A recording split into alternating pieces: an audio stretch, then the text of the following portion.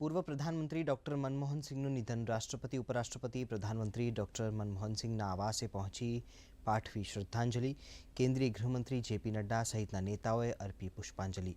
તો America, France, Israel, Bhutan જેવા દેશોએ પણ પાઠવી શ્રદ્ધાંજલિ।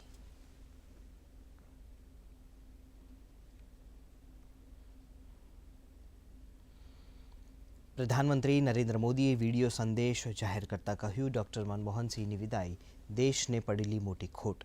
કેન્દ્રીય મંત્રીમંડળની બેઠકમાં મનમોહન સિંહની સ્મૃતિમાં શોક પ્રસ્તાવ કરાયો પસાર। દેશભરમાં 7 દિવસનો રાષ્ટ્રીય શોક।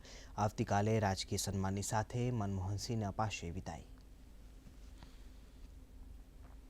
ગુજરાતના રાજ્યપાલ, મુખ્યમંત્રી સહિતના રાજકીય નેતાઓએ મનમોહન સિંહને પાઠવી શ્રદ્ધાંજલિ। રાજ્ય સરકારના આજના તમામ કાર્યક્રમો રદ।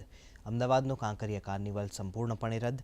તો ફ્લાવર શોનું 3 જાન્યુઆરીએ કરાશે આયોજન, એએમસીએ કરી જાહેરાત।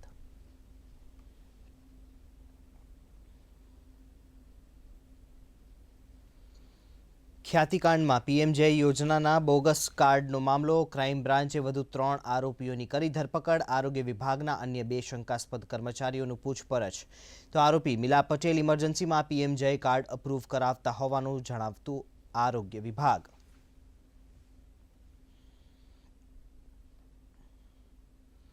નવેમ્બર 2024માં લેવાયેલ સીએ ફાઇનલનું રિઝલ્ટ જાહેર। અમદાવાદની રિયા શાહે 501 માર્કની સાથે ઓલ ઇન્ડિયામાં મેળવ્યો બીજો ક્રમાંક। તો 508 માર્ક સાથે પ્રથમ ક્રમાંકે 2 વિદ્યાર્થીઓ, કુલ 13.44% રિઝલ્ટ જાહેર।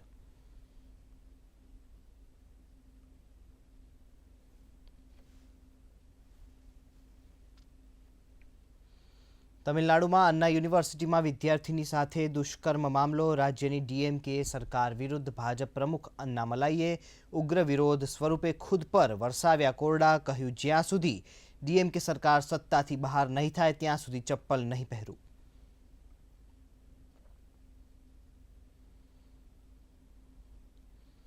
છવ્વીસ 11ના મુંબઈ હુમલાના માસ્ટરમાઇન્ડ અબ્દુલ રહેમાન મક્કીનું મૃત્યુ। પાકિસ્તાની મીડિયાના અહેવાલ મુજબ લાહોરમાં હાર્ટ અટેકથી મૃત્યુ। પ્રતિબંધિત જમાત ઉદ્દાવાના ઉપપ્રમુખ હતા મક્કી।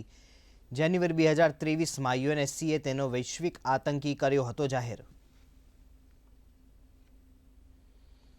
રાજ્યમાં હળવાથી મધ્યમ વરસાદની આગાહી કરતું હવામાન વિભાગ। 25થી વધુ જિલ્લાઓમાં જાહેર કરાયું યલો એલર્ટ। સાબરકાંઠા, અરવલ્લી, બનાસકાંઠામાં ઓરેન્જ એલર્ટ। અમદાવાદમાં વહેલી સવારે વરસાદી ઝાપટું। આજે અને આવતીકાલે ટેકાના ભાવે મગફળીની ખરીદી કરાઈ બંધ।